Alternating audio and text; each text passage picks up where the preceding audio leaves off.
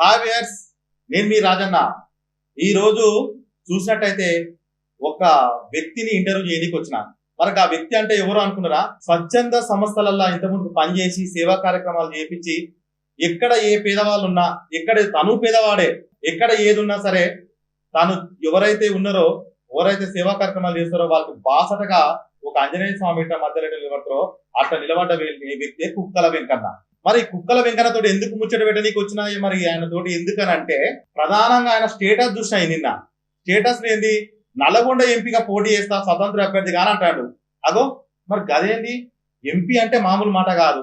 మరి ఆయన దగ్గర పైసలు లేవు, ఏం లేవు, పేద కుటుంబాలు ఉంటే ఇంకన్నా, హుజూర్ నగర్ లో ఉంటే ఇంకన్నా ఇట్లా ముందుకెళ్తాడు, ఏం చేస్తారా అని చెప్పిన ఒక మంచి ముచ్చట పెట్టి అడిగి తెలుసుకుంటే. ఇక నమస్తే అన్న. నమస్తే. బాగున్నారా? బాగున్నా అన్న. మీ కుటుంబ నేపథ్యం ఏంటి? మీది ఏ ఊరు, ఎంత ఊరు చదువుతున్నారు? అది వచ్చేసి అటవాడి గ్రామం అన్న, మటంపల్లి మండలం, హుజూర్ నగర్ సూర్యాపేట డిస్ట్రిక్ట్. ఎంత ఊరు చదువుతున్నారన్న? నాది బీపీడీ అయిపోయింది. నియోజకవర్గంలో మీకు ఎందుకు కార్యక్రమాలు స్వచ్ఛందంగా అంటే ఏదైనా జాబ్ చేసుకొని, ఏదో ఉద్యోగం చేసుకొని, నిమ్మలంగా పెళ్లి చేసుకొని తల్లిదండ్రులకు చేదోడు బాధలుగా ఉండాలి, ఎందుకంటే పేద కుటుంబాలు ఉంటుంది కాబట్టి, ఎందుకు మరి స్వచ్ఛంద సంస్థలతోటి మీరు అంటే ఎవరైతే స్వచ్ఛంద పని చేయాలనుకుంటారో వాళ్ళకు మీకు బాసటగా నిలిచి ప్రజలందరికీ సేవా కార్యక్రమాలు ఏదైతే ఉందో అందరూ సేవా కార్యక్రమాలు చేసారు.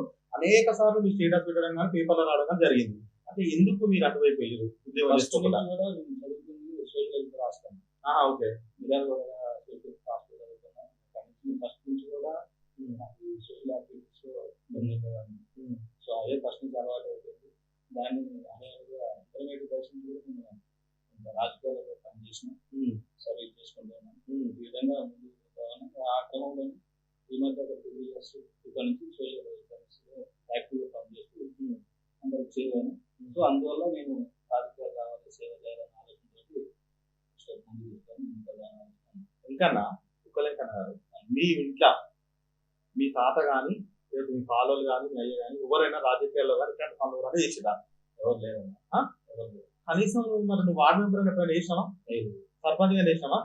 వార్డు మెంబర్ గా, సర్పంచ్ గా ప్రజలలో గెలవని ఇంకన్నా డైరెక్ట్ ఎంపీ కుక్కలు ఇంకన్నా స్వతంత్ర అభ్యర్థి అంటే ఎట్లా నమ్మాలనుకుంటారా? మీ ఊరోళ్ళన్నా ఊరికే అనుకుంటారా? ఇప్పుడు హుజూర్నగర్ నియోజకవర్గంలో 140 గ్రామ పంచాయతీలు ఉన్నాయి. 140 మధ్యలో ఉంటాయి.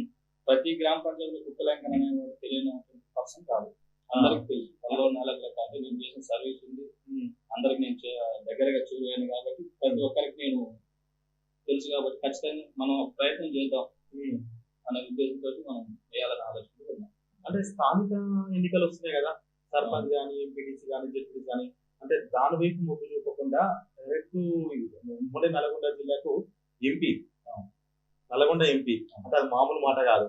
ఎందుకంటే నల్గొండ జిల్లా అనగానే సామాన్యంగా గుర్తుకొచ్చేది అంతా రెడ్డ రాజ్యం.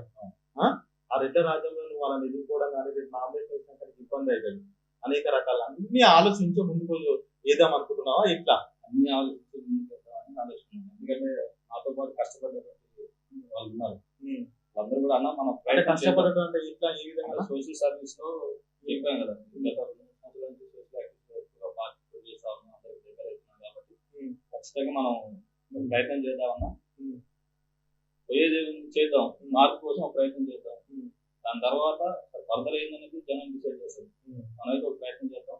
ఇప్పుడు చూసుకున్నట్టయితే కాంగ్రెస్ పార్టీలో రఘువీరారెడ్డి గారు, టీఆర్ఎస్ పార్టీలో వచ్చేసేమో కృష్ణారెడ్డి గారు, తర్వాత బీజేపీ సైడ్ రెడ్డి గారు, వీళ్ళందరూ కూడా రెడ్లే ఉన్నారు కదా. మనం బహుజన వాదంతో ముందుకెళ్దాం. సో మంచి ప్రయత్నం చేద్దాం. ఖచ్చితంగా మనం ముందుకు సక్సెస్ అవుతాం అని చెప్పేసి మనలు కూడా జరిగింది. ప్లస్ నేను చదువుకున్నవి కూడా 10th వరకు మిర్యాలగూడ చదువుకున్నాను. ఇంటర్మీడియట్ వరకు లోకల్, తర్వాత డిగ్రీ వచ్చేసి కోలార్ కాన్ఫరెన్స్, బీపీడీ వచ్చేసి సూర్యాపేట తీసుకున్నాను. ఇవన్నీ 4 కాన్ఫరెన్స్ లో కూడా నాకు సర్కిల్ ఉంది.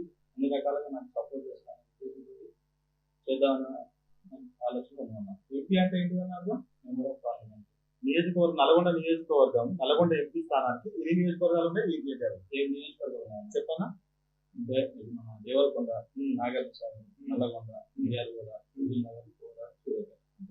ప్రధానంగా ఇదైతే నువ్వు సేవా కార్యక్రమాలు చేస్తున్నావో ఆ సేవా కార్యక్రమాలు చేసేటప్పుడు ప్రధానంగా నీకు ఏ సమస్యలు నియోజకవర్గంగా ఏ సమస్యలు అవుతున్నాయి? ఎట్లా అంటే ప్రజలలో తిరిగి కార్యక్రమాలు చేసి ఒక హైప్ అయిపోయినాక ఇవన్నీ చూసి నేను ఏదైనా అనుకున్న ఏదో ఒకటి చేయాలనే కాన్సెప్ట్ తోటి స్వతంత్ర అభ్యర్థి దగ్గర ప్రయత్నం చేసినాం. అంటే ప్రధానంగా మీ నియోజకవర్గంలో మీకు ఏమనిపించింది అన్న, మీ దృష్టికి ఏదొచ్చింది? మా హుజూర్నగర్ నియోజకవర్గంలో ఎక్కువ ఇండస్ట్రీలు ఉన్నాయి అన్న. ఇండస్ట్రీలు ఉన్నాయి, నిరుద్యోగ సమస్య ఎక్కువగా ఉంది. నిరుద్యోగ ఎందుకంటే హుజూర్నగర్ కాన్సెప్ట్ మొత్తం గ్రీన్ కాబట్టి నిరుద్యోగ సమస్య ఎక్కువగా ఉంది. యువత కూడా చాలా ఇబ్బంది పడతా ఉన్నారు. సో వాళ్ళందరికీ ఎంప్లాయ్మెంట్ క్రియేట్ చేసే ప్రయత్నం చేయాలనేది వచ్చిన ప్రతి నాయకుడికి తెలియజేస్తా ఉన్నాం. వాళ్ళు చేస్తా ఉంటారు. వాళ్ళు ఏమంటారు, ఓట్లు వేసుకున్న తర్వాత దాటిపోతా ఉన్నారు. సో ఆ విధంగా అయితే ఉంది కాబట్టి నేను ఆ సమస్య క్రియేట్ చేయాలి ఫస్ట్. దాని తర్వాత ఇప్పుడు మన ఎస్సీ వాళ్ళు ఎస్టీ వాళ్ళు అరెకరం ఈ టైప్ ఆఫ్ వాళ్ళల్లో కూడా చిన్న పిల్లలు వాళ్ళందరూ కూడా కొంత ఎడ్యుకేషన్ దూరంగా ఉంటుంది. వాళ్ళకి ఎడ్యుకేషన్ అందించే ప్రయత్నం చేసి ఈ టైప్ ఆఫ్ ఆలోచన ఉన్నాయి.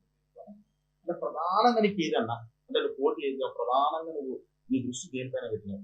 ప్రధాన ఒకటి నిరుద్యోగ సమస్య బరలెక్క చేసింది కదా. అంటే నువ్వు అదే సమస్యలు కూడా ముందుకు తీసుకెళ్ళాలనుకుంటున్నావు. అంటే మధ్యలో టీఆర్ఎస్ అయినా కాంగ్రెస్ అయినా బీజేపీ అయినా లేకపోతే వేరే నుంచి ఏమవుతుంది అని చెప్తే నువ్వు ఆగిపోయే అట్లా ఆగిపోయేమైతే మొన్న జరిగిన అసెంబ్లీ ఎలక్షన్ లో చాలా మంది ఫోన్ చేశారు, చాలా మంది పెద్దలు ఫోన్ చేశారు.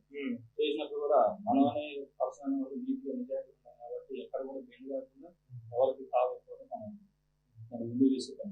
సో అట్లే అంతకంటే ఫైట్ ఇప్పుడు ఎంతమంది చూసి మనం కలవగలిగితే మనం బంధు అలాంటి ఇప్పుడు దాదాపుగా నీకు కానీ మీ ఇంట్లో కానీ మీ చుట్టాలలో కానీ మీ సోపర్గాలకు కానీ నువ్వు నామినేషన్ ఇస్తున్నాను సంగతి చెప్తే వాళ్ళు ఏమన్నారా లేకపోతే చెప్పినా చెప్పలేదా? అంటే మాక్సిమం నా స్టేటస్ చూసినది నాకు ఫోన్ చేసి ఇంకా నామినేషన్ వేద్దాం అనుకుంటే మరి మీరు ఏమంటే వేస్తలేదంటే ఖచ్చితంగా వేయాలరా, మనమే ముందుకు రాకపోతే ఈ రోజు ముందుకు వస్తారు. మనం సర్వీస్ చేసిన అందరికి తెలిసిన వాళ్ళం. సో మన మీద అందరికి నమ్మకం ఉంది కాబట్టి ఖచ్చితంగా నామినేషన్ మేము అందరం సపోర్ట్ చేస్తామని చెప్పేసి నాకు బిర్యాలగూడ నుంచి సూర్యాపేట నుంచి పొంగపూర్తి నుంచి కూడా ఫోన్ చేస్తా ఉన్నాం. అందరికి ఫోన్ చేసి ఏంటి మేము సపోర్ట్ చేస్తాం, ఖచ్చితంగా నామినేషన్ మాకు చూసి నా కోసం అందరం కలిసి నామినేషన్ మీ కుటుంబం ఇట్లా నేపథ్యం ఏంటి మరి ఇట్లా ఎంతమంది పెళ్ళి అయిందని నా పేరు ఎంతమంది పిల్లలు అన్నారు? పాప ఒక బాబు. మరి వాళ్ళ కుటుంబ పోషణ ఎట్లా? నువ్వు ఎన్నో ఇంటి పెద్దలుగా లేదా? నేను 8వ వాడిని. మరి ఇట్లా కుటుంబం రాజకీయాలకు రావాలనుకుంటాం. మరి ఆ కుటుంబ పోషణ ఎట్లా? రేపు నామినేషన్ ఇచ్చేటప్పుడు అయితే నియోజకవర్గానికి దాదాపు 7 నియోజకవర్గాలంటే చాలా దూరం ఉంటుంది. బండ్లు కావాలి, బిర్యానీ కావాలి, ఇంటి ఉండేటోళ్ళు కావాలి. ఎంత ఎట్లా చేయగలుగుతావు? నా బలం బలహీనత నాకు తెలుసాను. నేను నా పెన్షన్ నమ్ముకొని ముందుకు పోతాను. నాకు ఏదైనా మంచిగా చేయాలని వాళ్ళే సపోర్ట్ చేస్తారు. ఖచ్చితంగా వాళ్ళు నాకు సపోర్ట్ చేస్తారు. ఎందుకంటే మనం మంచి చేస్తాం, ఎక్కడ చేంజ్ చేయలేదు కాబట్టి సపోర్ట్ చేస్తారు, ముందుకు తీసుకుపోతారు. నా కుటుంబ నేపథ్యం వచ్చేసి మా నాన్నగారు చిన్నతనంలో చనిపోయినాను. నాకు వచ్చేసి మా 7 అక్కలు, నేను నాన్నగారు వచ్చేసారు. మొత్తం 9 మంది సంతానం మా నాన్నకి. మా నాన్నగారు చిన్నతనంలో పుట్టిన తర్వాత మా నాన్నగారు చనిపోయారు. మా నాన్నగారు 4 మ్యారేజ్ చేసి మా నాన్నగారు చనిపోయారు. తర్వాత 4 మా అమ్మగారు మాకు ఎకరం పొలం అంతా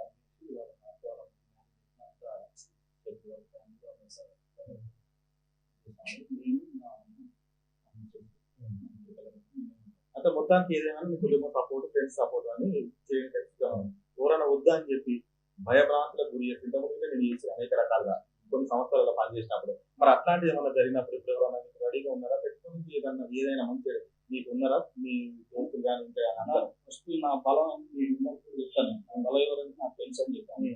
సో నా సర్కిల్ నాకు అన్ని రకాల సపోర్ట్ చేయడానికి ఉండదు. సో నన్ను భయభ్రాంతులు పెట్టి ముందుకు తీసుకెళ్ళి ఏదో చేసి నన్ను నామినేషన్ నుంచి ఎక్స్ట్రా చేసి నన్ను ఏదో చేయాలంటే వాళ్ళు చేయరు కూడా. ఎందుకంటే తెలుసు వాళ్ళకి, గతంలో చూసారు. ఇప్పటికీ నాకు నా మీద స్వచ్ఛంగా సేవా కార్యక్రమాలు చేస్తుంటే 6 కేసులు వరకు పెట్టారు. అధికార పార్టీ పెట్టారు. అయినా కానీ వాళ్ళు అప్పుడు ప్రజాభ్రాంతులు చేశారు, కొంటాన్ని చేశారు, చంపుతాం చెప్పేసి ఫోన్ చేయడం ఇవన్నీ చేశారు. అయినప్పుడు అప్పుడే మనం ఏం లేనప్పుడే మనం బెదరలేదు. ఈ రోజు మనం అంటూ ఒక విధానం ఉంది, మనకంటూ ఒక టీం ఉంది, మన సర్కిల్ ఉంది. ఇంతమంది ఇంత కలగా ఉన్నాక మన అన్ని ఇప్పుడు అంటే ప్రధానంగా చూసినట్టయితే నిరుద్యోగ సమస్య పైన ఒక యువకుడు నిరుద్యోగుల పట్ల మళ్ళీ ఒక నామినేషన్ ఇస్తుంది ఎంపీ అభ్యర్థిగా ఇస్తాను. అంతే కదా అన్న? నువ్వు నువ్వు చేసే కార్యక్రమాలు ఏమైనా ఉంటే, ఏమైనా ప్రజలకు ఏమైనా చేయాలనుకుంటే నామినేషన్ ఇచ్చిన తర్వాత మళ్ళీ ఎక్కడ ముందుకు వెళ్ళాలి, ఇది ఎంపీలో మీ అవగాహన. నమస్కారం చెప్పి నల్గొండ ప్రజలతో ఒక 2 నిమిషాలు కెమెరా చూసి మాట్లాడు. నమస్కారం అండి. నా పేరు కుక్కల వెంకన్న, మాది హుజూర్నగర్ నియోజకవర్గం యాదవాకిల గ్రామం. అన్నగారు చెప్పినట్టు గతంలో నేను అనేక స్వచ్ఛంద సేవా సంస్థలో పనిచేసిన, ప్రతి ఒక్కరికి చేరువైన, ప్రతి ఒక్కరి కళలో నేలకులా పనిచేసి ఉన్నా కాబట్టి ఖచ్చితంగా నల్లగొండ పార్లమెంటు నియోజకవర్గం నుంచి స్వతంత్ర అభ్యర్థిగా ఎంపీగా పోటీ చేస్తున్నా. మీరందరూ నన్ను ఆశీర్వదించండి. మన హుజూర్నగరే కాదు, కోదాడే కాదండి, సూర్యాపేట కానీ, ఫిర్యాదుగూడ కానీ, దేవరకొండ, నాగార్జున సాగర్, నల్లగొండ ఈ 7 నియోజకవర్గాల్లో యువతలో ఉన్నటువంటి నైపుణ్యాన్ని బయటికి తీసుకురావాలి. ఖచ్చితంగా నిరుద్యోగ సమస్యని వెలికి తీసి నిరుద్యోగ సమస్య అనేది లేకుండా చేయాలనేదే నా అంతిమ లక్ష్యం.